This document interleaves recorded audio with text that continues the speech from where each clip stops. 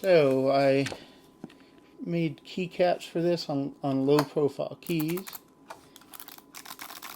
So it actually feels pretty good. It feels like rock solid. My only problem is these things here where I slide the keyboard in and out, they're about a half a millimeter too short, and it's kind of like a risk for like bending things.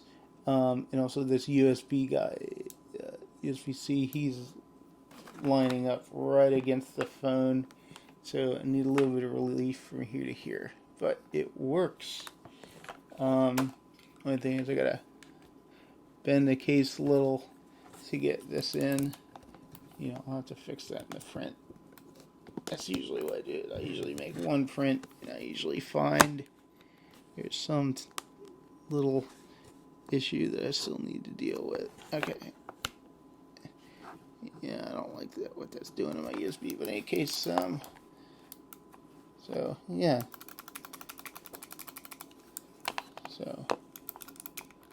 So you can see the light going through on the red, but you can't even see it on the green for the actual braille stuff.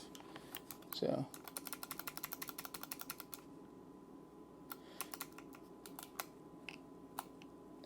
okay. So yeah. So let's see this.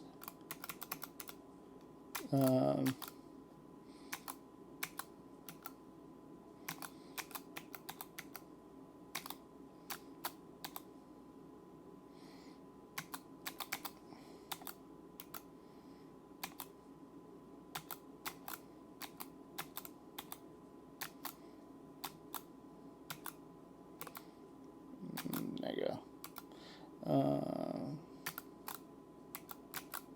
There you go. This is a braille keyboard. Okay, so right.